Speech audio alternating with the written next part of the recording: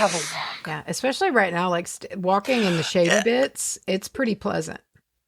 It has been so nice today and yesterday, and it's about to pop back up into the mid-90s, and I'm upset. We got a taste. We got a little teaser. We got a taste. taste. We got a little a little reminder that it's coming. You know, the crispier days. I did fall completely for the the autumnal vibe. I feel like I put on like a long sleeve, like I wore warmer clothes without actually needing to. Nope. And I like got a hot coffee one day, just for the vibes. Yeah, I get it. I mean, like it's nice when you can wear the clothes and not sweat yourself to death. Yeah, no, we're not there yet. Yeah. I'll tell you that for free. Yeah. I also got some Halloween shit to put up in my car. It's okay. It's everywhere. The Halloween shit. I've still not had a candy corn because it's just it's still a little too early. I've always said October. I've pushed that back, but if it's at least got to be after September, like 15th. Sure. Then I will. It's got to be after Labor Day. Labor Day happened. Yeah. Labor Day happened, but we're still in the summer half of September. We're not in the fall half of September yet. That's the latter half of September. Wake me up when September.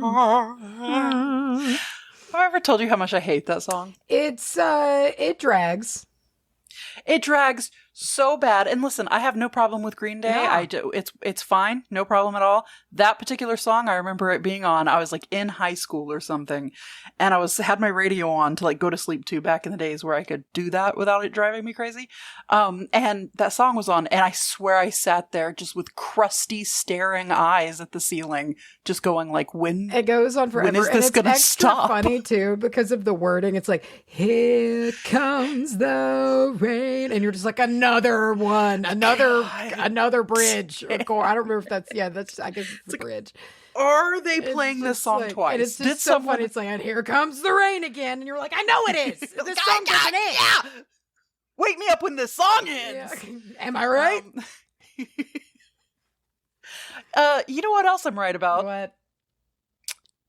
How long it has been since we have done a regular Dude, you want to know how long ago I did these notes? I did these notes 2 weeks ago. So my confidence in my delivery is in the floor. Because I don't even remember any of this shit, but I did them before Russ's interview. Mm-hmm. So they've just been sitting and waiting. I too I had some notes done and prepared. However, when I look back on them, it was all about Virgo season, which we're like halfway through now. Nice. So I was like, I can't do that. Can't phone it in that hard. So you had to redo? Had to redo. What are you redoing? Or what did you redo with? I'm going to tell you right now, as soon as I find the phonetical spelling of it. Asafoetida, I believe. Is it a plant? Asafoetida. Also known as Hing, which makes me laugh because it makes me think of Patrick Star when he goes, YING! Is this a plant? Yeah. Okay. Spice. Ooh. Cooking spice. Nice. Magical cooking spice. Okay. What are you talking about? I like a spice. We're in similar camps today. Not to say that these might be complimentary because I do not know the flavor profile of yours, but I am talking about winter squash today. Now there's a lot of winter squash, so this is like a hot dog, like a family. I don't know. It might be a genus. I got it in here somewhere, I think. I'm just bringing up pictures of winter squashes so I can look at them. I'm very excited about winter squash because I've got some butternuts growing in the garden right now. I love a butternut. I love an acorn. I love an acorn squash. Any of them. Any winter squash. You cut that bitch in half. You roast it. You eat it. Mm-hmm. That's it. And sometimes if you're feeling fucking fancy, you roast it. You put it in a blender. You make a soup. You blend it with some cream. Yeah. And some spices. Yeah. And then you eat it. You drink it. If you're like me, you just stand over the oven open with it still sitting on the bare ass rack and you're just eating it with a spoon. I like to, my favorite is I'll bake it and then I'll pull it out and I let it cool for just a minute, not long enough because this always burns my hands. And then I cut it into cubes and they pop right out of the skin. It's nice. And so then I've just got a bowl of my cubed butternut squash and I'll just eat the cubes. And then I'll mix, this is like when I was making, and I got to get some more balsamic vinegar of Medina because I'm out and my soul is dying ever since. But I was having it, broccoli, blue cheese, and don't knock it till you try it, blue cheese crumbles and balsamic vinegar of Medina all mixed together. And it was one of the better things I've ever had in my life. Biblical? Huh. I would enjoy that. I would sub out the blue cheese for maybe like a goat cheese. I don't like how goat cheese tastes like how goats smell. I love that. I figured that's what you would like about it. It's I like a stinky thing, but like it smells just like goat musk. And I'm like, what is that? Yeah. So I love not for me, but I will just eat blue cheese off of the block and get the shivers every time I do it. I love it. All right. Who goes first? I don't even know. I was a different person then. You know what? This was lifetimes ago.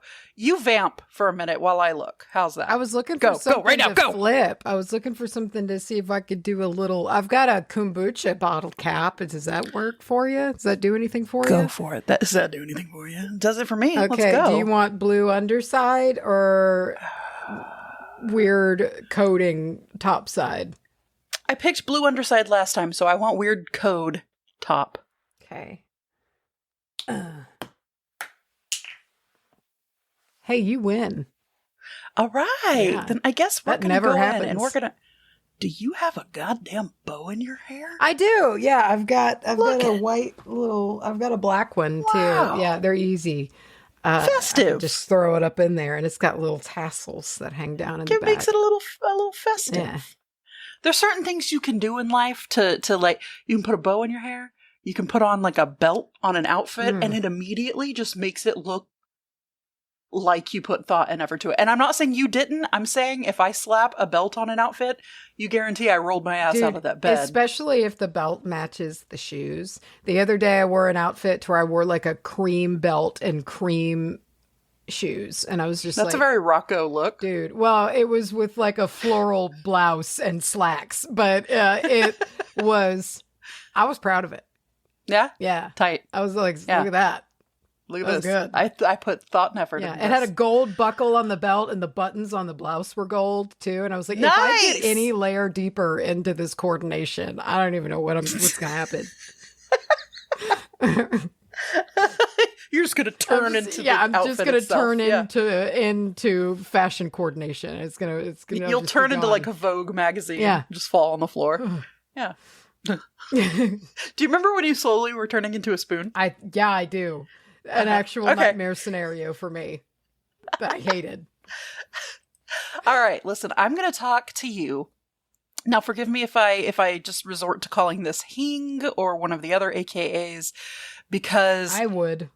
Asafoetida, I believe. I'm not very confident in that, and I will mess up and say it wrong. But anyway, this is the stinky little banisher. I like it already. That you can cook up. I figure you might, because as we've discussed, here, let me put your face over here and my notes over here. There we go. As we've discussed, you like a stinky thing. I love a stinky thing. Mm-hmm. This smells uncooked like the personification of a hex, which is pretty fucking tight. But you cook it up and it gets oniony and like aromatic. But it is funky. It's got some funk on it. So, AKA, we have primarily English. It's the Asafoetida. Now, let me spell this for you. Asafoetida. But it's also Asafoetida. And also Furula Asafoetida. Okay. Some variation of that. All but right. Here are some more like common names. Hing, Hing, especially in recipes. So you'll see that a lot. stinking gum. Oh, I like that. Food of the gods. And my personal favorite, devil's dung. Ooh, I like that. The little nubbins, like, that they show next to it, like the little hunks of it, and all of these pictures look like little pieces of, like, kung pao chicken. Yeah.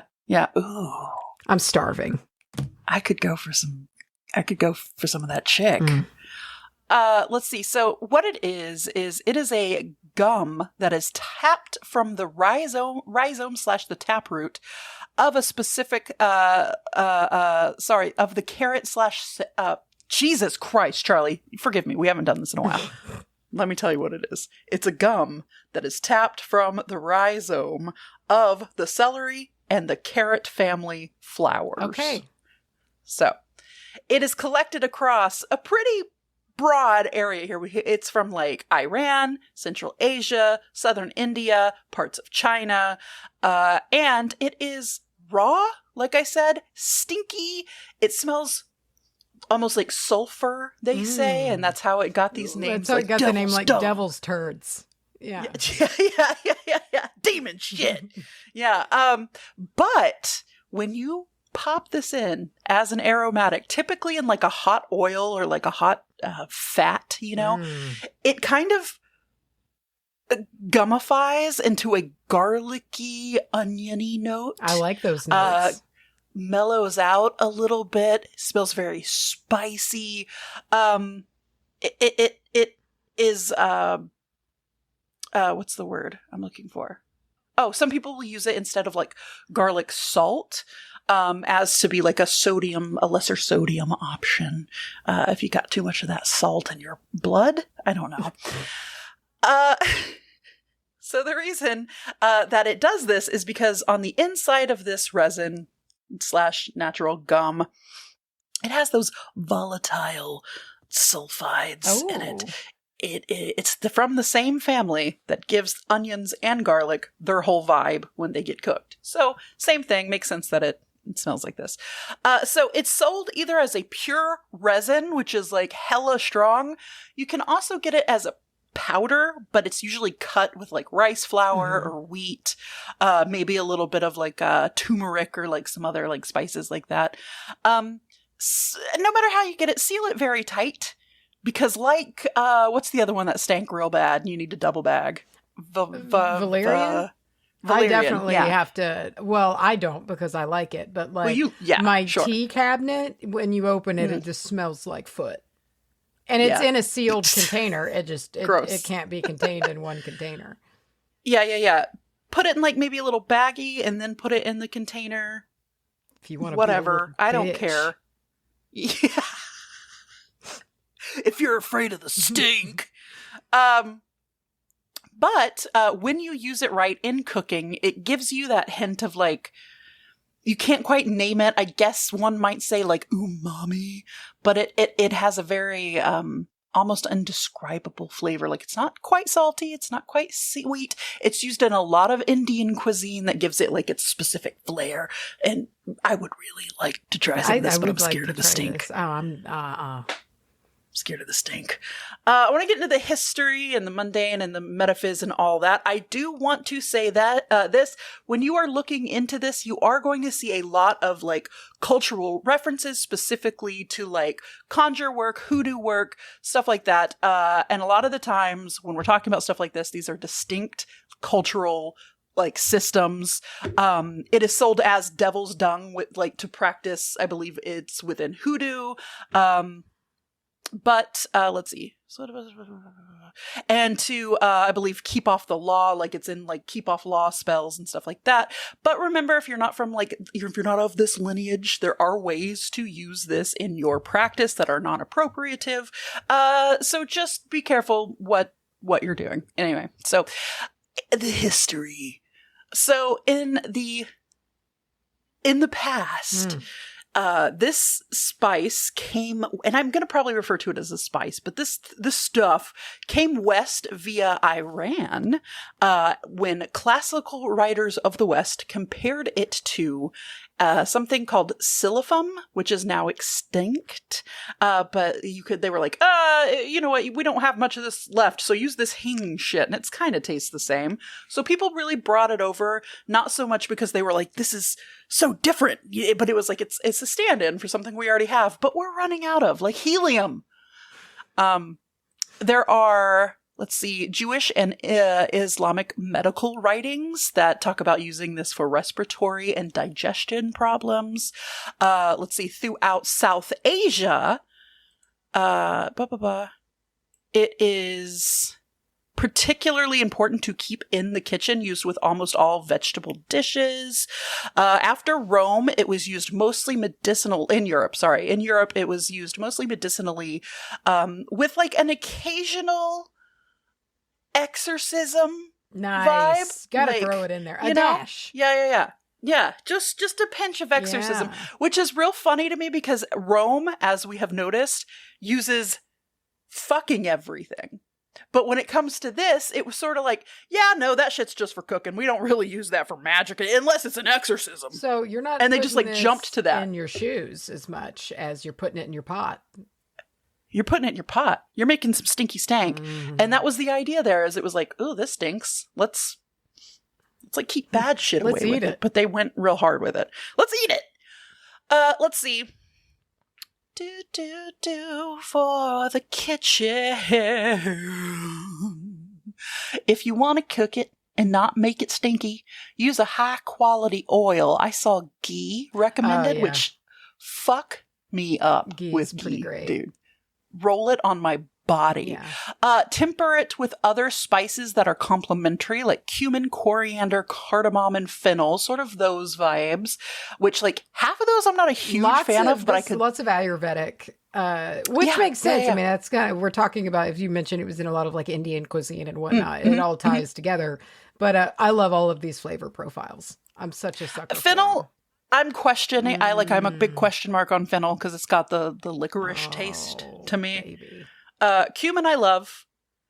I don't know if I could tell you cardamom. Right off the I'm drawing a blank. But I know coriander is it's celery seed. Cilantro. Yeah, and coriander can be super perfumey. And like it takes so little to do it. Like but baby, it is so good. Cardamom I've not used as much. Like I've had like certain blends with it already in there, but because it's already in there, I couldn't exactly tell you what exactly I feel like I group it with like the other Christmassy herbs. Like I feel like it's in a lot of stuff with nutmeg and like allspice and shit like that, but I don't know. It is particularly tasty on lentils, veggies, and rice. You can use this to be a stand-in, a tiny pinch for your, like, what is it, alum, your garlic and your onions, if you are skipping that or you don't have any or whatever. Just a teeny tiny little pinch is going to do it for you. Let's see. I put a secondary note about sealing it airtight or regretting it. Being stinky. And being stinky, it will stick to your hands, but what are you going to do? Wear gloves. You know what else sticks to your hands? Garlic. You know what else sticks to your hands? I had something really good in mind that I can't think of. Fish. To your hands. Every single time. Jalapeno. Every time I try to just like pluck a few little crumbles out of my blue cheese container, they just immediately, try to mush together when I barely touch them. Yeah. And then they just stick everywhere. And I'm just like, damn it. But then I lick my fingers and it's delicious. Yeah. Disgusting. So let's see. So we've got a little health snapshot here. So culinary pinches are generally safe for most adults. However, if we're talking like supplemental doses, do not use if pregnant, don't give to infants. Of course, talk to your doctor about everything else. But I'm trying to say, generally, if you want to use it for like, health purposes, it is one of those like generally recognized as safe. However, if you have liver problems, it can be a concern. And those with lower and or thin like blood pressure or on blood pressure medications, you definitely are going to want to talk to your doctor extra more than everybody else. Also, it is so stank that some people say that like that it hurts their lungs if they have like sensitive lungs. So kind of like a cinnamon, you take a big whiff of cinnamon, you're gonna get that. So just be careful. So let's get into the metaphys. What is this good for? What are we doing here? Well, we're banishing is what we're doing, and we're warding is what we're doing. So I have just a couple of, and that's essentially it. there wasn't like a whole lot of different. You can use it this way for that. But it was basically like banishing, warding is this thing's whole gig. It's its whole purpose in life. It loves it. So I have some just extra, or not extra, I have some little ideas. You can make a Hing warding salt. I thought it would be nice because it kind of goes on with your seasonings and your food. So blend up some coarse salt, a little bit of lemon zest, and a really tiny little pinch of Hing. You can use this not only in your cooking, but you can, line your doors with it. You can sweep it outside, kind of like you would with, black pepper or something like this. But if you are a fan of the must, you want to know it's working, or maybe you want something a little more powerful. Something's been maybe fucking with you a little bit, some weird energy. Set your path, set your, the edge of where your energy stops and is protected in your house. And use this maybe after some sketchy visitors or something like that. You can also use it with candle magic. I would not suggest rolling your candle in the powder because as it burns down, it's going to catch fire and it's going to put the scent out into your house, which is fine.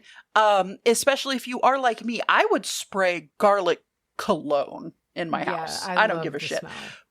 But if you're not into like having a super aromatic smelling house, that's fine.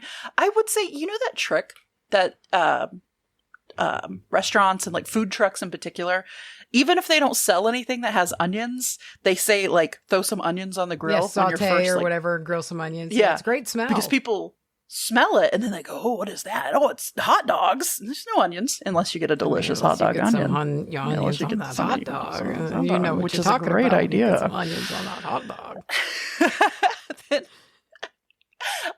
But yeah, I would imagine, if you're having like a big dinner party, maybe it's outside, I wouldn't mind having a little bit of the smell kind of going up. Plus, if you're having like a big thing, a big shindig, if you will, maybe lighten up a little bit of this protective warding thing will kind of protect the fun vibe. You know what I mean? Won't let any little gooses come in and try to bite your dick. Oh, okay. You can infuse oil with this. So what you can do is you can take about 2 tablespoons. Now this is all ratios, so you can increase or whatever. But about 2 tablespoons of a neutral oil. You can bloom a tiny pinch of Hing with heat, essentially, basically. Like a little bit of hot oil, kind of let it bloom in that, and you can add that to your oil. And then let it cool, strain, label, then you're going to have this like taste scented, that's not the word, flavored Hing oil.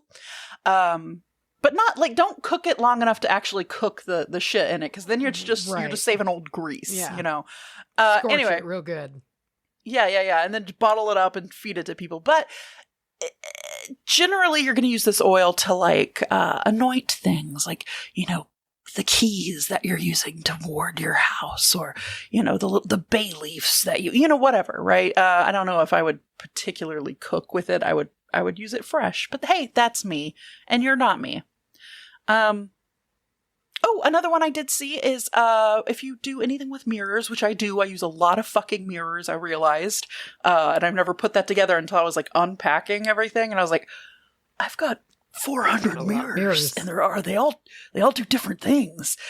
Really good for burning any kind of like built up, stagnant, nasty, bad energy from a mirror. Just a little dab or a little dab right in the corner.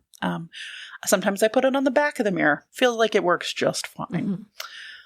Mm-hmm. The thing to remember with this herb is use micro pinches. You can always go up, but you can't go back. And I think sometimes when we're talking seasoning, people like to get really overzealous and they're like, I love seasoning. I'm not, bleh. Truly, really start small because it is extremely potent, especially if you are going to be using anything that involves the smoke of this herb. If you are rolling it in a candle or if you are putting it into like an incense blend for like banishment, I'm not saying it's not powerful. It's going to choke something out. But you're going to want to use a very, very little, teeny little bit. Again, pregnancy, infants, respiratory issues, extra special care and talking to your doctor. Don't let your cats suck on it. Don't spray your bird. Don't spray your bird. Don't blow your... Oh, never mind. I take that back. No, your bird is blown. You don't blow your bird. Yeah, your bird is blown. Don't blow your bird. Yeah. Your bird will be blown. After handling... To get the stank off your hands, regular soap and water generally does the thing. A little lemon, Florida water I saw was nice to get that nastiness off your hands. I'm always curious about those little steel bars of soap or those little like metal bars of soap that people keep that it says it gets like all the garlic and all the nasty smell off your hands. I've never used one. Do you believe that? I don't know. Okay. I don't know. Who works? What about the iron fish? You need an iron fish. What does an iron fish do? If you've not seen an iron fish, it's a little fish made of iron, and you plop it into like your whatever you're cooking, your soups and your stews, and it naturally, it helps those who need a little bit. What of if you already cook in cast iron? Then that's probably fine. That's probably the same thing, but it's not shaped like a fish. It's not shaped like a fish. Okay. You want to keep, yeah. You gotta get the iron fish. Why? I love that. So, I don't know. I don't know why it's a fish. I'm sure it comes in other shapes. But with this guy, this is something all about being both comforting and you used in a source of like culinary deliciousness, and especially like in like you were saying, like in what is it called? I'm so sorry, I'm stupid. Like the lentils, the beans, and the when you were like kitchery. Like, you basically listed kitchery. You said lentils, rice, and vegetables. Yes. And I was like, ooh, baby, that's going to be some sweet-ass kitchery. Yeah. Again, that's supposed to be pretty gentle for you, right? So you don't want to blast it out with, like, a ton of this shit. But what I'm saying... correct, and tell me if I'm wrong. I mean, generally it is. It's the digestive system could really chew through it.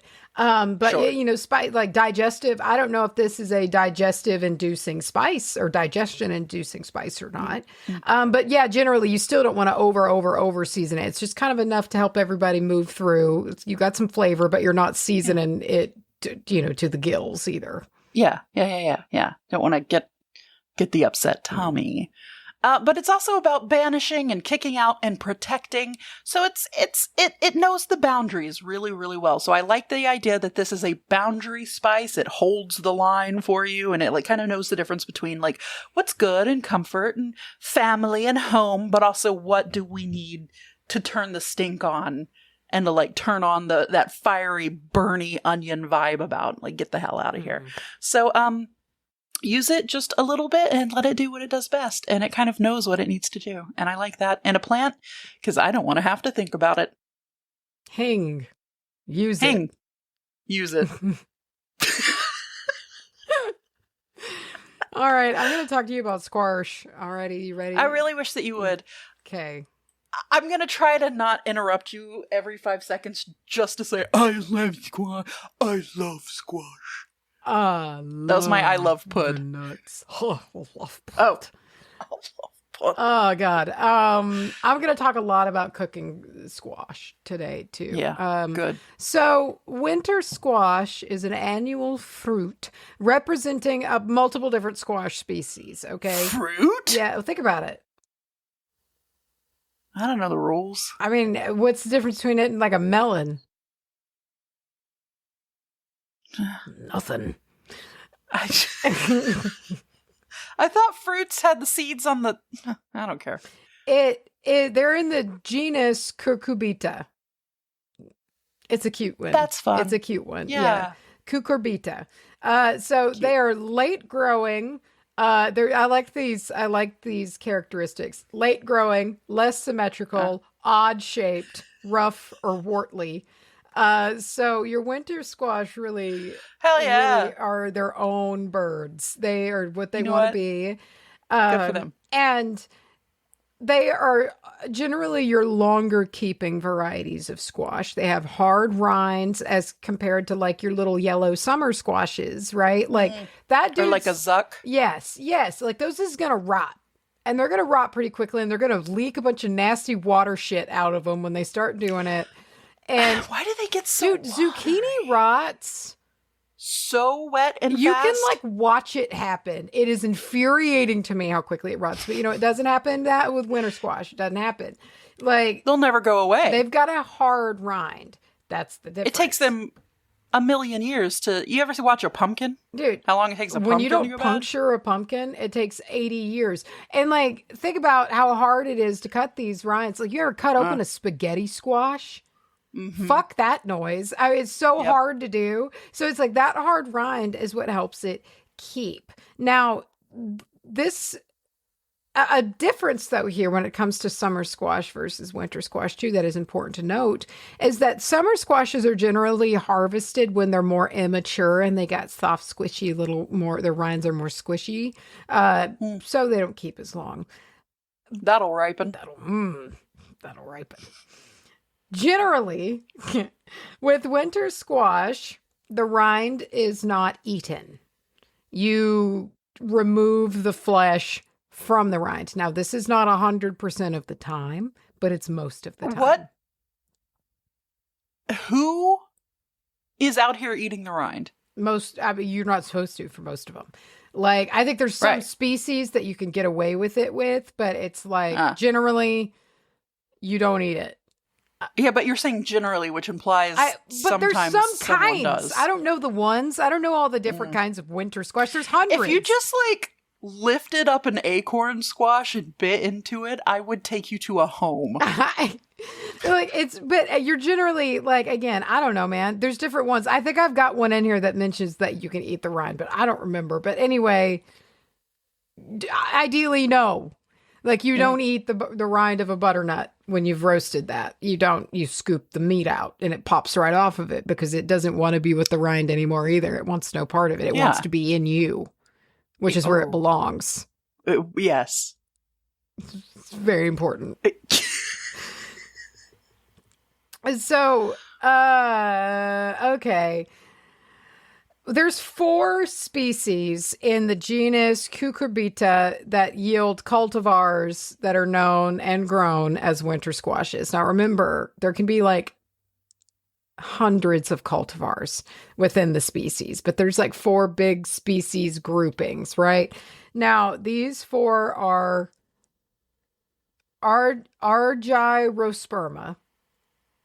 It's not my fault. And there is, and so this is predominantly you got the silver seed gourd in there, and it is native to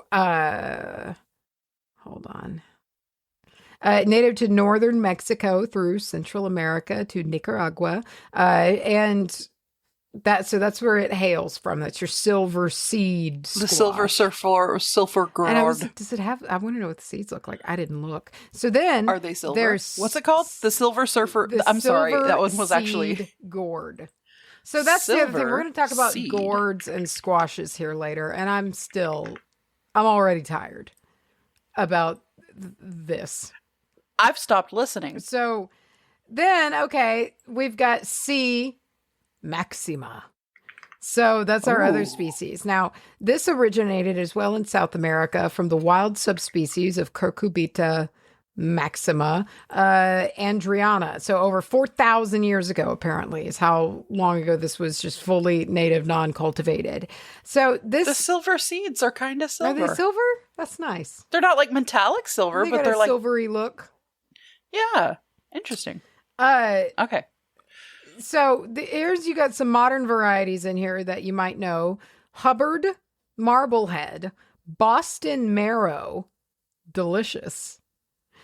Turk's Turban. So those are some cultivars that are predominant. Just delicious is a standalone? Delicious, yes. Okay. I'm getting the. And I'm it's having just the delicious gourd? A delicious. I don't know. It was just delicious. And Cucurbita maxima. Great. Yeah. Delicious squash. Great. All I'm getting is delicious squash recipes. I caught you a delicious squash.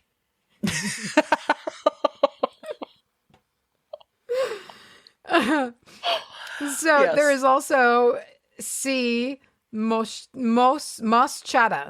Now, this is originating from the tropical Americas, so cultivated for edible flesh. You can also eat the flowers. You can eat the greens and the seeds sometimes.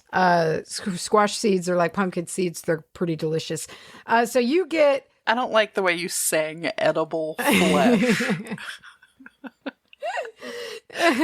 There's cultivars in here, as you know, that you're going to run into some pumpkins. However, pumpkin gets around. This is not the only species that pumpkin belongs in. There's also some, I think, in Maxima as well as in Peepo. Now, Peepo is where cucumbers live, as well. I forgot about Peepo. So, how could I forget about Peepo? Yeah, this is also your butternut family, moschata. So they're tolerant of hot and humid weather. They're fine with it more than, some other domesticated species. Like, that's why I was able to plant my butternuts now. They're fine. So plant your butternuts. All right. Then we got C. Peepo, or probably Peppo. Now, here you got your acorn squash, you got your pumpkins, and you got your ornamentals and your crooknecks. So it has been domesticated in the Americas for thousands of years, cultivars within this species. So then it was spread by colonizers to Europe, as was fucking everything that was there. And that's what a crookneck is? A crookneck. Oh. Yeah. Huh. Well, crookneck. Okay. And I just called them yeller squashers. So this species, C. Peppo, is one of the oldest, if not the oldest, like domesticated species of like squash going on here. So, some of the oldest known locations for it, were, in like the Oaxaca area, 8 to 10,000 years ago.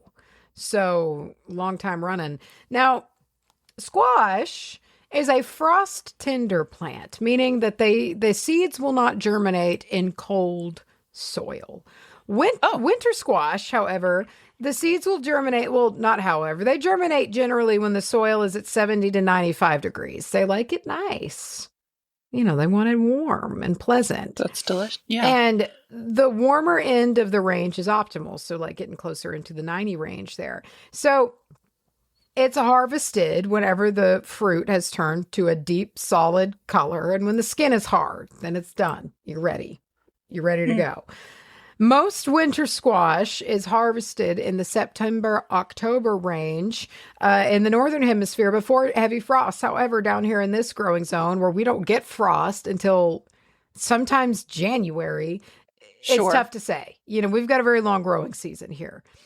Now, what is the difference between a squash and a pumpkin and a gourd?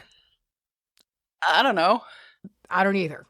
Really. Great. I'd love to say that I know more. So they're all in the same family, okay? But what's the distinction? So all right. So all right. Winter squash are all technically gourds, I think. All right. As they're within the overarching gourd genus Cucurbita lundiliana, which is gourd. Okay. I think. Okay, so as you get beyond this point, it gets confusing and a little loose because different winter squash fall in different species, and some are ornamental and inedible gourds, and the use of squash seems to imply it being edible. But really, I don't want to get too far into this, as I read multiple articles on it, and I was equally stressed when I was done as when I began. So it's a bit blurry. Some squash nerd is listening right now. Lay it on Tell me. us. So give it but in a way that you would explain to perhaps a toddler. Right. Yeah. ELI 5. And so basically it's a bit blurry unless you want to get like real scientific about it, which I don't. I just want to roast it, man. And I really want to roast it. I've never roasted a pumpkin. I want to roast a pumpkin this year. Is that typical? Do people? I mean, you got to cook the pumpkin to make shit out of it. But I've never actually tried roasting a pumpkin. Interesting. For some reason, I just don't feel like I would like it as much as I like an acorn squash. I don't know. I don't think it's as sweet. But looking at these pictures, I want to try it, man. God damn, does this look tasty? Yeah. And so, All right, let's talk grocery store varieties that you're probably going to run into most here. So we got your butternut, your acorn, your spaghetti squash. That's your big main three that you're generally going to find in most grocery stores. Now, regionally, you might get others, but we're talking, these are your generic winter squash, if you will. So butternut squash is the pear-shaped one with a bigger base and a more narrow top like a bell.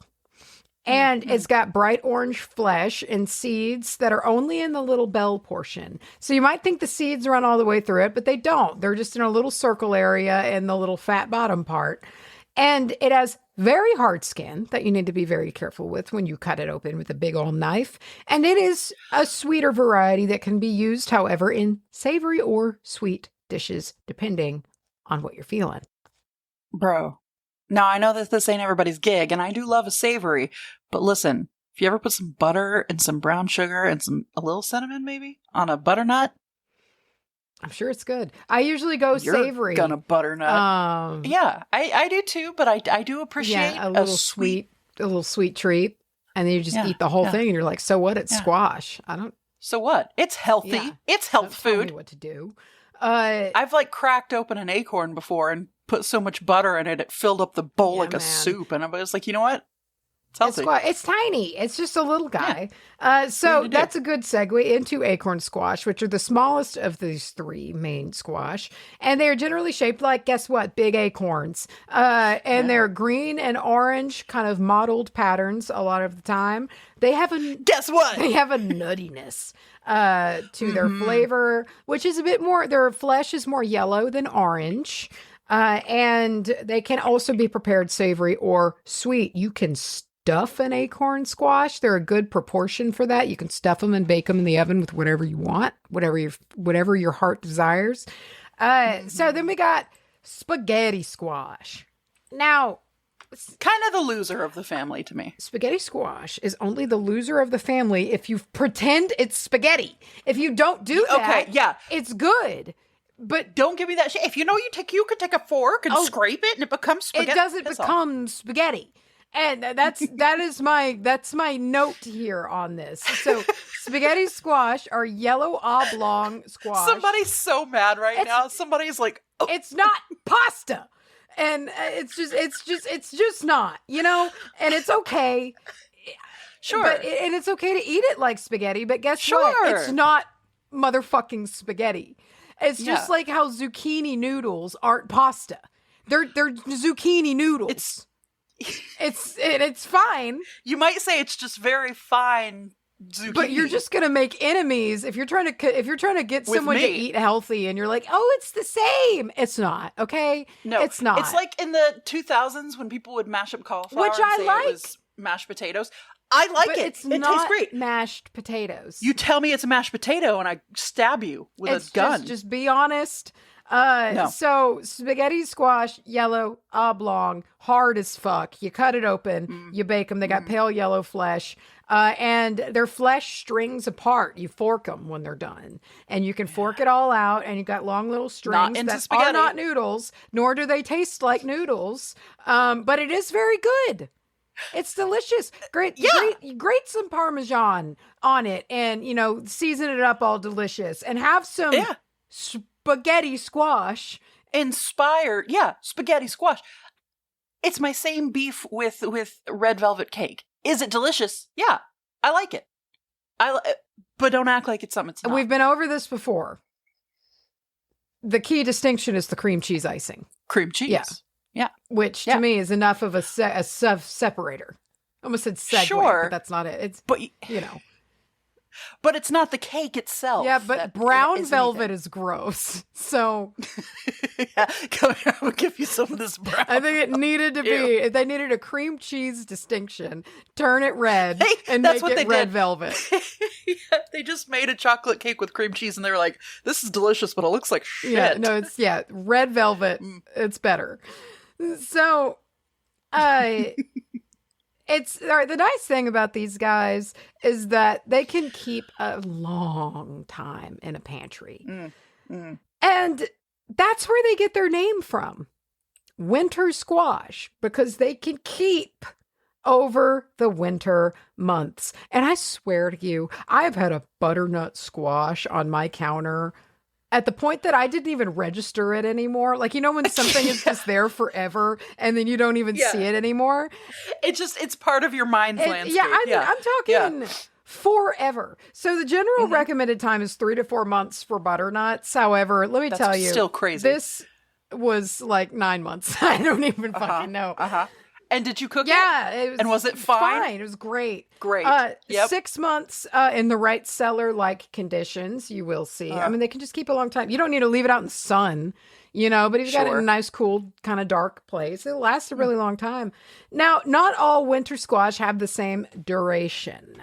So acorns don't have quite the same legs as our other two contenders here of our big three. So generally, I saw around 2 months for those. That's still so long. It's still a long time. They've got softer skin, however. Their skin's not as tough. They're just babies. Now, spaghetti squash, I saw recommended 2.5 to 3 months. However, that's another one that I know I've had on my counter for an eon. And also note that these are more conservative durations that are like taking food safety into account. I don't want to get sued. So there's homesteaders that I was reading like in forums that were like, oh, dude, these babies can go for miles. Now, again, a lot of that is proper conditions. Like a cellar. And obviously if something stinks or if it's like obviously if it's got like a soft part that you can punch your finger through, let's not, you know? Let's be smart about it. But also, you hand me a squash and you say, I've had this in my house for a year and I give it a once over and it looks fine. I'm eating it. I'm eating the son of a bitch. You're probably okay. You're going to cook it.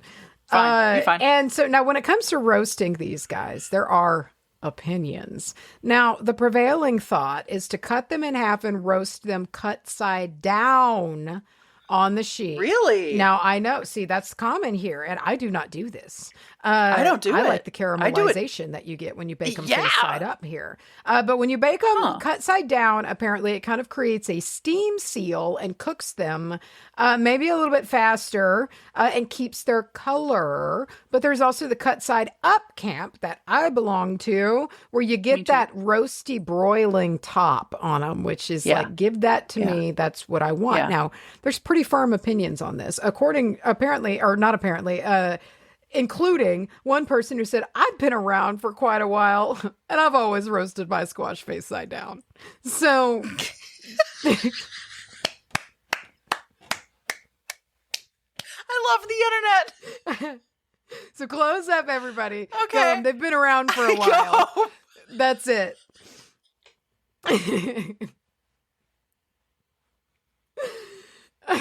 What an argument. Bravo. So to me, I think it depends on how you're preparing it. Now, I could see if you want a more uniform taste and textures, maybe such as if you're using this for a soup, maybe face side down is good. But if you're cubing it, that face side up is great because it caramelizes on the top. You get some pieces and variants of texture, right? You've got some softer pieces. You've got some more kind of crispy pieces. If you're into that, it's really good. Generally, either way you do it, you put a little oil and seasonings on there and you put them face down or face up. Acorn squash, however, is more commonly roasted cut side up.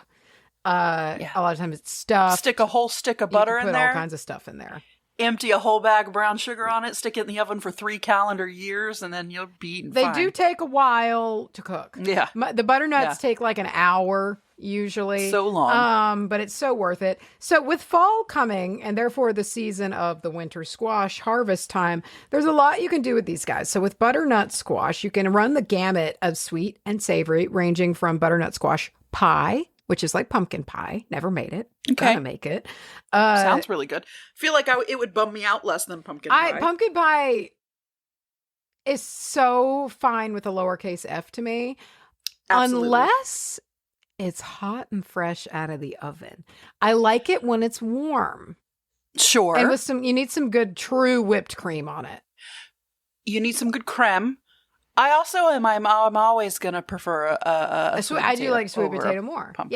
Yeah. Yeah. So aside from making a pie, you can roast it into savory cubes, as mentioned above. There's just different stuff. You can make a soup out of it, out of the butternut squash, same as with acorn squash, and it's delicious. It is so good, dude. Roast a bunch of vegetables on a pan. Get some garlic and some onion. You can even, like, depending on your flavors you want, you can put some like sweet peppers in there if you really. You could just and then roast them all together. Some tomatoes. Get them, and then you blend all that shit together, and you put some cream in it, and you eat it, and it's so good. And you put some crusty bread in it, and you make yourself a sourdough grilled cheese sandwich that you've crusted up real nice. Blast off, go to heaven. Oh yeah, man. Yeah. Oh, dude, let me tell you real quick. Sidebar: we had quite a meal over the weekend. So I made my personal best sourdough loaf I've ever made over the weekend for one. You sent a picture of it. It was rising high to the heavens. Like a 6-inch spring on that fucker. It was gorgeous. Hunter smoked a pastrami. So and we chilled it overnight. And so we could slice it real thin. And we made Reubens from like scratch, dude. Yeah. And Do you have like a dip? No, man. It was just Reubens. It was just Thousand Island dressing and the sauerkraut juice. And I did sneak a few blue cheese crumbles in there just because I wanted even more funk than I was already getting from the sauerkraut. I needed more. And we had I wonder how sauerkraut and like Gruyere. We had them open face too. So it was like, they were like open face little sandos. Don't fuck around with me with an open face sandwich. Listen, I know they don't make much sense. It's like a croque monsieur. Well, I guess those aren't always open face. Those are just got cheese on the top. It's like a Monte Cristo. I saw one the other day at a restaurant because where were we? It was at Cheddar's. Yeah, we were at Cheddar's actually. We were. Was it? Yeah. Because we needed to. Where were we? We had to run some errands in Tyler, and it's where we needed to be. And we're like, you know what? We've not done in forever. Go to Cheddar's. So we went to Cheddar's, and they got that Monte Cristo, dude, baby. They walked by and like brought it to the table, and I was just looking at it, just like, oh yeah. Sounds so good. I'm starving to death. I could have a Monte Cristo anytime. And maybe not the whole thing, but at least a triangle. Any time of day. A triangle, smear some of that shit on it. I'm happy. Yeah. All right. So, acorn squash here. Nice round shape. So you got a good stuffable shape. Stuff it with whatever, neutral flavor, savory or sweet, put fillings in it, put butter in it, do whatever you want, roast it, eat it. There's a similar modus operandi with all of these. You roast them and you eat them. Yeah. That's my pickup line. You got a nice stuffable shape. I wouldn't like to have that said to me. Hey, baby, you got. I would immediately think someone wants to taxidermy me. Like that's where my brain goes, and my paranoia. Like, what are you trying to put up there? I just what are you they're gonna kill me and make me. Yeah. They're gonna make me a meteor's gonna hit my house. Puppet. Yeah. I love how your brain works. It's terrible. So, really. Prepare most winter squash the same. However, I did see a cooking method that I've never tried before that seems a little interesting. Some people will just especially for more squat varieties. Okay. Cut the little top off like a pumpkin that you want to carve. You know, scoop out all the seeds and then put it in a pot with a lid, and you steam it in there with the little hat on it. So you put the little hat that you cut off back on it, and you steam it in a pot with a lid on it, and it just steams inside there. It steams inside a steam pot inside of itself. Steamception. Yeah. Yeah. Yes. So that's, I've never done that, but it seems like it'd be real tender, It seems like it would cut that cooking time a little bit. So lots of nutrition with your winter squashes here. You get high amounts of vitamin A, a lot of vitamin A, like a stupid amount of vitamin A is in butternut squash. Vitamin A is good for your ass. It's good for your skin. It's good for all sorts of shit. B6, vitamin C, potassium, magnesium, and beta carotene, which is not a shock because it's orange, especially in butternut squash in particular. Do you know that heals your eyes? It's just fixes. If you eat one carrot, it's good for your eyes. Eyes heal. I mean, my whole childhood make you see better. Makes you feel better. Makes you feel, dude. Last night, I don't know where it came from. I was laying in bed and I just thought, sex is for married people. So metaphysical, grounding. I think about it. I can see. Come on. Yeah. Not to mention with how squash grow, they literally take over the world where they grow. They just take over the ground. But I mean, I'm here. We're talking grounding food here. Like, again, take it back to the butternut squash soup. You're going to eat a bowl of butternut squash soup and you're going to dip some bread in it. And then you're going to get you a blanket and you're going to lay sideways on the couch and you're going to put your head on a little pillow and you're just going to stop for a little while. Yeah. Yeah. You could put put something on in the background that you're not really watching. Yeah, you're going to put Bob's Burgers on in the background because you've seen it a million times and there's a billion seasons. Maybe you're a freak and your comfort movie is Groundhog Day, which I watched again last night. So insane, dude. I watched it again last night with Mom and Dad. Oh, it stresses me out. Usually for me, which I guess this could be a little concerning depending, is Alone. If I want a nap, I'm putting on Alone. Sure. Which is generally very peaceful, aside from some occasional animal screams. And people throwing up. You know what? But I sleep real good when it's on, and it's mostly just people talking. Why is it such a good napping show? Because nothing happens a lot of the time, and it's just nature and people talking. Like once a season, somebody will get like an arrow through the leg. That's exciting. And then aside from that, they catch rabbits, they eat rabbits. They catch fish, they eat fish. They bitch about not having enough fish. They build a shelter. There's always one that builds a shelter so big that they wear themselves out and they got to go home. I don't know why they do it. They've seen the show enough times to apply for it. They build a shelter so big that they get too skinny and they got to go home, but they do it every time. It's big American style shelter. Just stupid American man. Just... I've been thinking about that nonstop. It was the funniest thing. So, I think I'm some kind of stupid American man. I could hear. I was not present, but I feel like I was because I can hear the tone that came out of Russ's mouth. It was exactly what you're thinking. Yeah. So we're talking about Rustin, by the way. Sorry if that had no context. If you can't guess, harvest festivals. There's 3 of them coming up here. And so the good time you're going to have your harvest festival party. Make you some squash. Or if you are like me or hoping to be, I'm hoping that this happens and you've got a shit pile you got too many squash, use them for decoration for your party. Post them up and make a little centerpiece with some little squashes.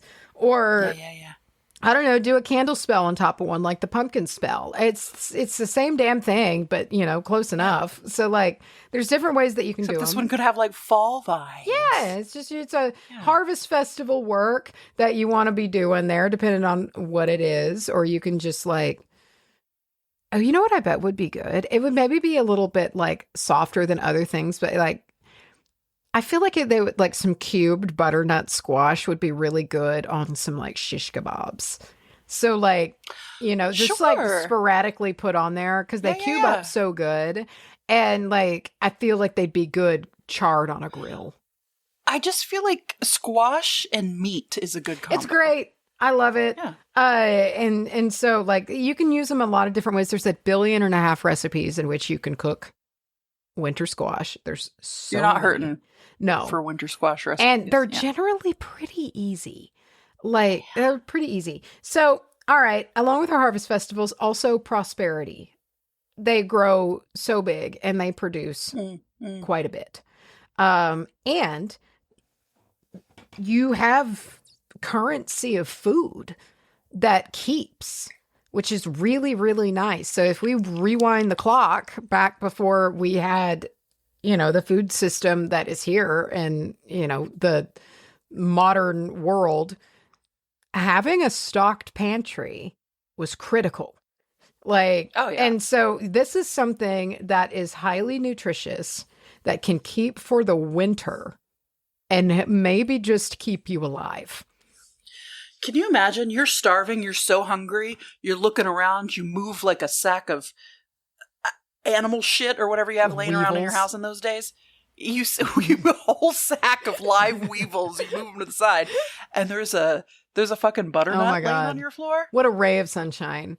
Like, I'm done. Oh, yeah. I feel like your brain is going to work better after you eat that.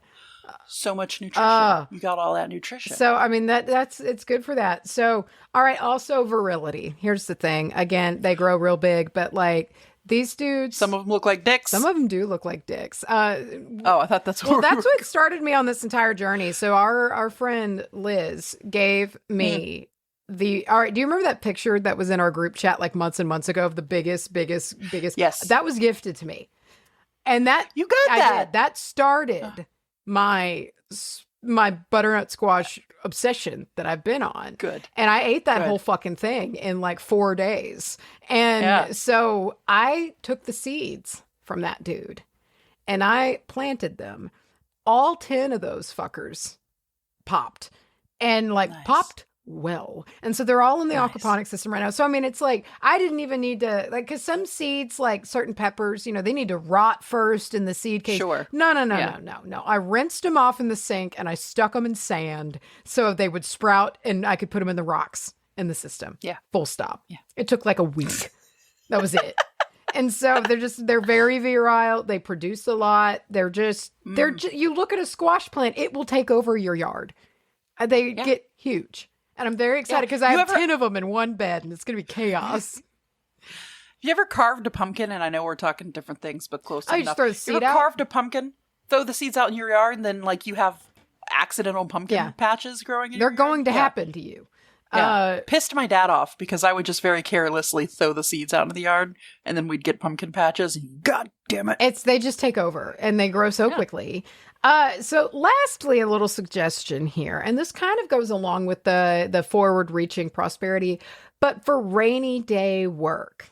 So maybe you're trying to drum up a little bit of prosperity for, the rainy day times to where it's like, man, that might be a little lean coming up in these few months. I'm looking at kind of how things are looking, I know what payments are going to be coming up then. I know that's going to be kind of a lean time. So maybe do like a squash spell now to keep for 3 to 5 or however many months you need to then be used. It'll be manifested when you need it most.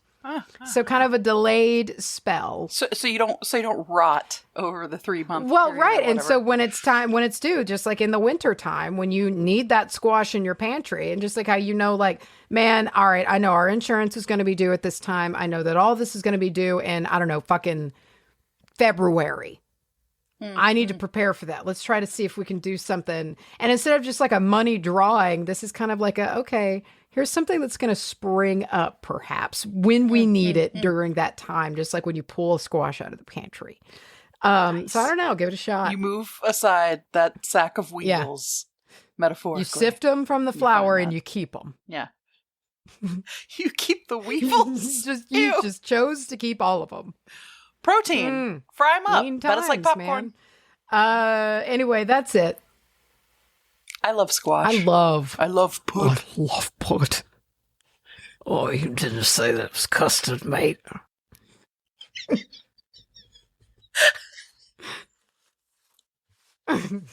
I'll have a bit of pud. A little bit of pud. A little bit of pud. If you don't know what we're talking about, I can't help you.